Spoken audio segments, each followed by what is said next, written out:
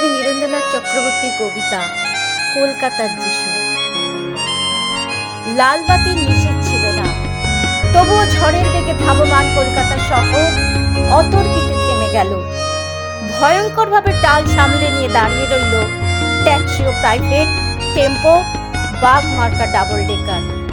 গেল গেল আর্তনাদে রাস্তার দুদিক থেকে যারা ছুটে এসেছিল, ঝাঁকামুটে, ফিরিওয়ালা, দোকানি ও খরিদ্দার, এখন তারাও যেন স্থির চিত্রটির মতো শিল্পীর ইজেলে লগ্ন হয়ে আছে। স্তব্ধ হয়ে সবাই দেখছে। টাল মাটাল পায়ে রাস্তার এক পার হতে অন্য পারে হেঁটে চলে যায় সম্পূর্ণ উলঙ্গ একটি শিশু। খানিক আগেই বৃষ্টি হয়ে গেছে চৌরঙ্গি পাড়ায়। এখন রোদ্দুর ফের অতি দীর্ঘ বল্লমের মতো মেঘের হৃৎপিণ্ড ফুঁড়ে নেমে আসছে। মায়াবী আলোয় ভাসছে কলকাতা শহর। স্টেট বাসের জানালায় মুখ রেখে একবার আকাশ দেখি, একবার তোমাকে। ভিখারি মায়ের শিশু, কলকাতার যিশু, সমস্ত ট্রাফিক তুমি মন্ত্র বলে থামিয়ে দিয়েছ।